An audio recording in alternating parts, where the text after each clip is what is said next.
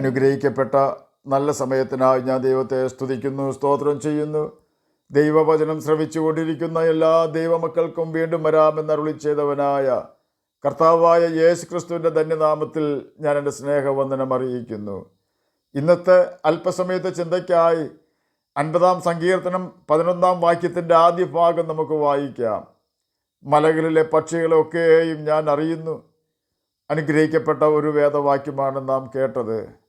കർത്താവ് പറയുകയാണ്, മലകളിലെ പക്ഷികളൊക്കെയും താൻ അറിയുന്നു എന്ന്. ഭൂമിയിൽ എത്ര തരം പക്ഷികൾ ഉണ്ടെന്ന് കണ്ടെത്തുവാനൊരു പക്ഷി ഗവേഷകനും സാധിക്കുകയില്ല. കുറേയൊക്കെ സാധിച്ചു എന്ന് വന്നേക്കാം. എന്നാൽ നമ്മുടെ കർത്താവ് പറയുകയാണ്, മലകളിലെ പക്ഷികളൊക്കെയും ഞാൻ അറിയുന്നു എന്ന്.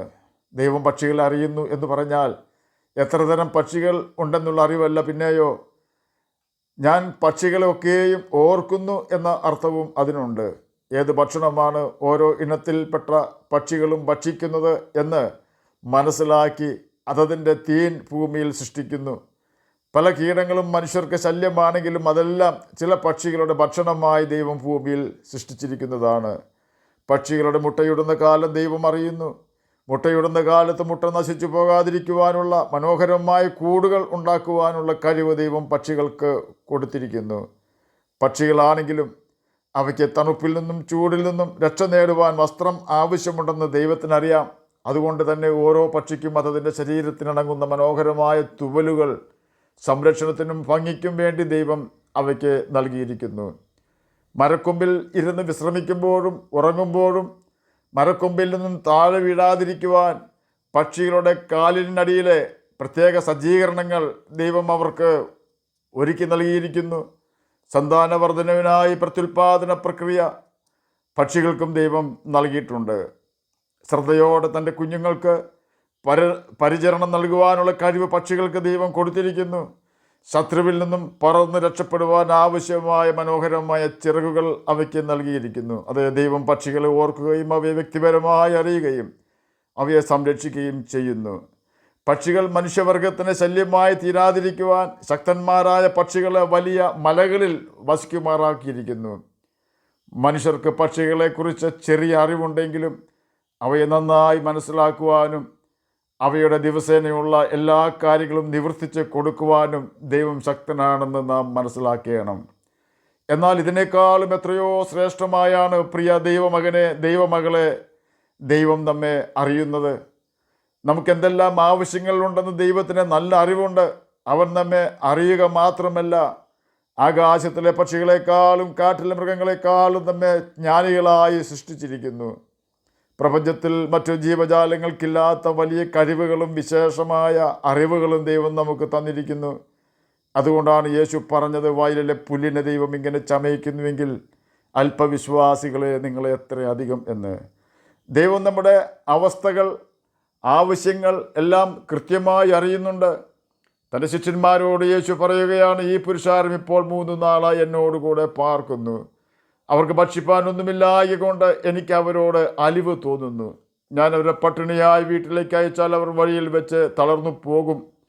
അവരിൽ ചിലർ ദൂരത്തു നിന്നും വന്നവരല്ലോ. മർക്കോസ് എഴുതിയ സുവിശേഷം 8-ാം അധ്യായം 2-3 വാക്യങ്ങളാണ് നാം കേട്ടത്.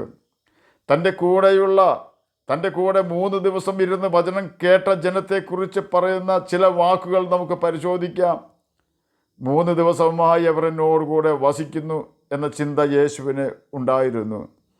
തൻ്റെ കൂടെ 3 ദിവസമായി വചനം കേട്ടുകൊണ്ടിരുന്നവർക്ക് ഭക്ഷിപ്പാനൊന്നും ഇല്ല എന്ന് കർത്താവിന് കൃത്യമായി അറിവുണ്ട്. തന്നെയുമല്ല, ഭക്ഷിപ്പാൻ കൈവശമൊന്നും ഇല്ലാതിരുന്ന ജനത്തെക്കുറിച്ച് അലിവ് തോന്നുന്നവനായ ഒരു കർത്താവിനെ നമുക്കവിടെ കാണുവാൻ കഴിയും. പട്ടിണിയായി അവരെ വീട്ടിലേക്ക് അയക്കുവാൻ വേണമെങ്കിൽ കർത്താവിന് കഴിയുമായിരുന്നു. എന്നാൽ അവർ വഴിയിൽ വെച്ച് ഭക്ഷണം കഴിക്കായികയാൽ തളർന്നു പോകുമെന്ന് യേശുവിന് അറിയാം. തന്നെയുമല്ല, യേശുവിനോട് കൂടെ 3 ദിവസം വചനം കേട്ടുകൊണ്ടിരുന്ന ജനക്കൂട്ടത്തിൽ ചിലർ അതിദൂരത്തു നിന്നും വന്നവരാണെന്ന് യേശുവിന് കൃത്യമായി അറിവുണ്ടായിരുന്നു. ഇന്നത്തെ പോലെ രജിസ്ട്രേഷൻ ഒന്നും ഉണ്ടായിരുന്നില്ലെങ്കിൽ പോലും വലിയ കൂട്ടം ജനങ്ങളിൽ ദൂരത്തു നിന്നും വന്ന ചിലരെ കൃത്യമായി കണ്ടെത്തിയ ഒരു നാഥനാണ് കർത്താവായ യേശു ക്രിസ്തു. തന്നെയുമല്ല, അവരുടെ ഹൃദയത്തിൻ്റെ വ്യതയും കർത്താവിന് മനസ്സിലായി. അവർ വഴിയിൽ വെച്ച് തളർന്നു പോയേക്കും എന്നല്ല, തളർന്നു പോകും എന്നാണ് യേശു പറഞ്ഞത്. ഈ ഭാഗങ്ങളിൽ നിന്ന് നമുക്കുള്ള സന്ദേശം എന്തെന്നാൽ, ഒന്നാമതായി നമ്മുടെ കർത്താവിന് നമ്മെക്കുറിച്ചുള്ള കരുതലത്ര വലിയതാണെന്ന് നാം തിരിച്ചറിയണം. നാം കർത്താവിനോടുകൂടെ സമയം ചിലവഴിക്കുവാൻ തയ്യാറായാൽ നമ്മെ കൃത്യമായി മനസ്സിലാക്കുന്നവനാണ് കർത്താവായ യേശു ക്രിസ്തു. അടുക്കളപ്പണി ചെയ്ത് ക്ഷീണിച്ച മാർത്ത അവളെപ്പോലെ തന്നെ മറിയായെ ക്ഷീണിപ്പിക്കുവാനായി ശ്രമിച്ചപ്പോൾ യേശു മറിയായുടെ രക്ഷയ്ക്കെത്തി. കാരണം മറിയ യേശുവിൻ്റെ കാൽക്കലിരുന്ന് അവൻ്റെ വചനം കേട്ടുകൊണ്ടിരിക്കുകയായിരുന്നു. അടുക്കളയിൽ എത്ര തിരക്കാണെങ്കിലും ഓർക്കുക, യേശുവിൻ്റെ കൂടെയുള്ള വാസം വിട്ടുകൊണ്ട് നാം തിരക്കുള്ളവർ ആകരുത്. യേശുവിനോടൊപ്പം സമയം ചിലവഴിച്ചതിന് ശേഷം മാത്രം ജോലികൾക്കോ അടുക്കളപ്പണിക്കോ പോകൂ. യേശുവിൻ്റെ പ്രവൃത്തി ജോലിസ്ഥലത്തും അടുക്കളയിലും നടക്കുന്നത് കണ്ട് നമുക്ക് സന്തോഷിക്കുവാൻ കഴിയും. ഓർക്കുക, യേശുവിനോട് കൂടെ 3 ദിവസം ചിലവഴിച്ച് യേശുവിൻ്റെ വചനം കേട്ടവരെക്കുറിച്ചാണ് യേശു സംസാരിച്ചത്. പുരുഷാരത്തിന് ഭക്ഷിക്കുവാൻ ഒന്നും ഇല്ലായിരുന്നുവെന്ന് യേശുവിന് അറിയാമായിരുന്നു. യേശുവിന് അവരോട് കരുണ തോന്നി. ഏത് കാര്യത്തിലുള്ള ഇല്ലായ്മയും മനസ്സിലാക്കുന്നവനാണ് കർത്താവായ യേശു ക്രിസ്തു. യേശുവിനോട് കൂടെ സമയം ചിലവഴിക്കുന്നത് ഒരു ശീലമാക്കണം. അത്ഭുതം കണ്ട് സന്തോഷിക്കുവാൻ നമുക്ക് കഴിയും. പട്ടിണിയായ ജനത്തെ വീട്ടിലേക്ക് അയച്ചവർ തളർന്നു പോകും. യേശുവിന് നമ്മുടെ ക്ഷീണം നന്നായി അറിയാം. മാനസികമായി പല വിഷയങ്ങളാൽ നാം ഭാരപ്പെടുമ്പോഴും ആരും നമ്മുടെ ആവലാതി കേൾക്കുവാൻ തയ്യാറാകാതെ വരുമ്പോഴും സങ്കടപ്പെടരുത്. നമ്മുടെ ഹൃദയ വ്യത ആർക്കും മനസ്സിലാകാത്തത് കൊണ്ടാണ് നമ്മെ ആരും ശ്രദ്ധിക്കാത്തത്. മനഃപൂർവ്വമല്ല. ആരും നമ്മെ ശ്രദ്ധിക്കുന്നില്ലെങ്കിലും നമ്മുടെ കർത്താവ് നമ്മെ ശ്രദ്ധിക്കുന്നുണ്ടെന്നുള്ള യാഥാർത്ഥ്യം നാം മറന്നു പോകരുത്. ഒരുപക്ഷെ നാം പ്രതീക്ഷ വെച്ചിട്ടുള്ളവർക്ക് നമ്മേക്കാൾ കൂടുതൽ പ്രതിസന്ധികൾ ഉണ്ടാകും. അതുകൊണ്ടാണ് അവർ നമ്മെ ശ്രദ്ധിക്കാത്തത്. മനുഷ്യരിൽ ആശ്രയിക്കരുത്, പ്രഭുക്കന്മാരിൽ ആശ്രയിക്കരുത്. നമ്മെ അവർക്ക് സഹായിക്കുവാൻ കഴിയുന്നതിന് പരിമിതികളുണ്ട്. എന്നാൽ എല്ലാവർക്കും സകലതും അളവ് കൂടാതെ കൊടുക്കുവാൻ കഴിവും മനസ്സും ഉള്ള യേശുവിനോട് പറ. നമുക്ക് വിശ്വസിക്കുവാൻ കൊള്ളാകുന്ന ഒരു ആളെ പ്രപഞ്ചത്തിലുള്ളൂ. അത് കർത്താവായ യേശു ക്രിസ്തുവാണ്. നമ്മുടെ തളർച്ച നമ്മുടെ സ്നേഹിതരോട് പറഞ്ഞാൽ അവർക്ക് നമ്മെ സഹായിക്കുവാൻ പറ്റണമെന്നില്ല. എന്നാൽ ക്ഷീണമെല്ലാം അറിയുന്ന യേശുവിനോട് പറഞ്ഞാൽ തള്ളയാടുകളെ പതുക്കെ നടത്തി കുഞ്ഞാടുകളെ ഭുജത്തിൽ വഹിക്കുന്നവനാണ് കർത്താവായ യേശു ക്രിസ്തു. തളർന്നു പോകുവാൻ അവൻ ഒരിക്കലും സമ്മതിക്കുകയില്ല. അവൻ ആ തളർച്ചയ്ക്ക് പരിഹാരം വരുത്തും. ആ ഭാഗത്ത് തന്നെ ആശ്വസിപ്പിച്ചൊരു വാക്ക്, അവരിൽ ചിലർ ദൂരത്തു നിന്നും വന്നവരല്ലോ എന്നതാണ്. ആ ചിലരിൽ എത്ര പേരുണ്ടെന്ന് നമുക്കറിയില്ല. എന്നാൽ ജനക്കൂട്ടത്തിലുണ്ടായിരുന്ന ദൂരത്തു നിന്നും യേശുവിൻ്റെ അടുക്കൽ വന്നവരെ ആരും തിരിച്ചറിഞ്ഞില്ലെങ്കിലും യേശു അവരെ തിരിച്ചറിഞ്ഞു. ആ യേശുവിൻ്റെ സ്നേഹത്തെ ഓർത്ത് ഞാൻ ദൈവത്തെ സ്തുതിക്കുന്നു.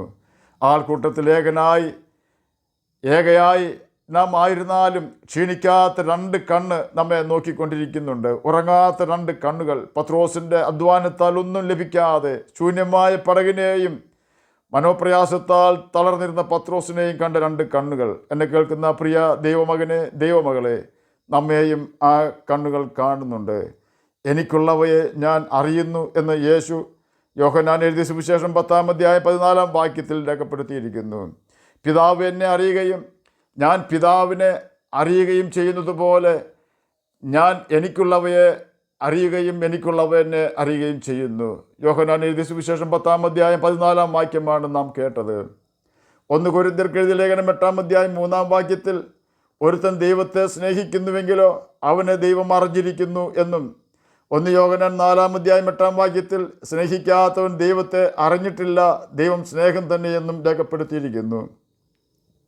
ദൈവത്തെ നാം അറിയണമെങ്കിൽ ദൈവത്തെ നാം സ്നേഹിക്കണം. അതുപോലെ തന്നെ ദൈവം നമ്മെ അറിയണമെങ്കിലും നാം ദൈവത്തെ സ്നേഹിക്കണം. ചുരുക്കി പറഞ്ഞാൽ നാം ദൈവത്തെ സ്നേഹിച്ചാൽ നമുക്ക് ദൈവത്തെ നന്നായി മനസ്സിലാക്കുവാൻ ദൈവം ഇടവരുത്തും. അതുപോലെ തന്നെ ദൈവം നമ്മെ അറിയുകയും ചെയ്യും. ദൈവത്തെ എങ്ങനെ സ്നേഹിക്കാമെന്ന് യോഹന്നാൻ എഴുതിയ സുവിശേഷം 14-ാം അധ്യായം 21-23 വാക്യങ്ങളിൽ വ്യക്തമാക്കിയിരിക്കുന്നു. എൻ്റെ കൽപ്പനകൾ ലഭിച്ച് പ്രമാണിക്കുന്നവൻ എന്നെ സ്നേഹിക്കുന്നവനാകുന്നു. എന്നെ സ്നേഹിക്കുന്നവൻ എൻ്റെ പിതാവ് സ്നേഹിക്കുന്നു. ഞാനും അവനെ സ്നേഹിച്ച് അവൻ എന്നെ തന്നെ വെളിപ്പെടുത്തും. യേശു അവനോട്, എന്നെ സ്നേഹിക്കുന്നവൻ എൻ്റെ വചനം പ്രമാണിക്കും. എൻ്റെ പിതാവ് അവനെ സ്നേഹിക്കും, ഞങ്ങൾ അവൻ്റെ അടുക്കൽ വന്ന് അവനോടുകൂടെ വാസം ചെയ്യും. യോഹന്നാൻ എഴുതിയ സുവിശേഷം 14 അധ്യായം 21 23 വാക്യങ്ങളാണ് നാം കേട്ടത്. ഇപ്രകാരം വചനം അനുസരിച്ച് ജീവിച്ചാൽ നിശ്ചയമായും നമ്മുടെ പ്രതിസന്ധി നമ്മുടേതല്ല, കർത്താവായ യേശു ക്രിസ്തുവിൻ്റേതായി തീരും. ആകയാൽ നമ്മെ അറിയുന്ന കർത്താവിനെ അനുസരിച്ചുകൊണ്ട് നമുക്കവനെ സ്നേഹിക്കാം. യേശുവിൻ്റെ മടങ്ങി വരവിന് കാത്തിരുന്ന് ഉത്സാഹത്തോടെ നമുക്ക് മുന്നോട്ട് പോകാം. അവൻ്റെ കൽപ്പനകൾ അനുസരിച്ചുകൊണ്ട് നമുക്ക് നിത്യജീവനാവകാശികളായി തീരാം. അതിന് കർത്താവ് നമ്മെ സഹായിക്കട്ടെ എന്ന് പ്രാർത്ഥിച്ചുകൊണ്ട് ഞാൻ എൻ്റെ വാക്കുകളിൽ നിന്നും വിരമിക്കുന്നു. നമുക്ക് പ്രാർത്ഥിക്കാം. ഞങ്ങളെ സ്നേഹിക്കുന്ന സ്വർഗീയ പിതാവേ, നല്ല സമയത്തിനായി അങ്ങയെ സ്തുതിക്കുന്നു, സ്തോത്രം ചെയ്യുന്നു. അങ്ങയുടെ വചനം പ്രമാണിച്ചുകൊണ്ട് ജ്യോതിഷികളെപ്പോലെ തിളങ്ങുവാനും കർത്താവെ നിത്യജീവനാവകാശികളായി തീരുവാനും അടിയനെ കേൾക്കുന്ന അങ്ങയുടെ കുഞ്ഞുങ്ങളെയും അങ്ങ് സഹായിക്കണമെന്ന് പ്രാർത്ഥിക്കുന്നു. അന്ത്യത്തോളം അങ്ങയുടെ വിശ്വസ്തരായിട്ട് ജീവിപ്പാൻ വേണ്ട ദൈവകൃപ ഞങ്ങൾക്ക് തന്ന് സഹായിക്കണമേ. രോഗത്താൽ ഭാരപ്പെടുന്നവർക്ക് രോഗസൗഖ്യം കൊടുക്കണമേ. സമാധാനമില്ലാത്തവർക്ക് സമാധാനം കൊടുക്കണമേ. പ്രാർത്ഥന കേട്ടതിനായി സ്തോത്രം, യേശുവിൻ്റെ നാമത്തിൽ തന്നെ ആമേൻ. കർത്താവ് എല്ലാവരെയും അനുഗ്രഹിക്കട്ടെ.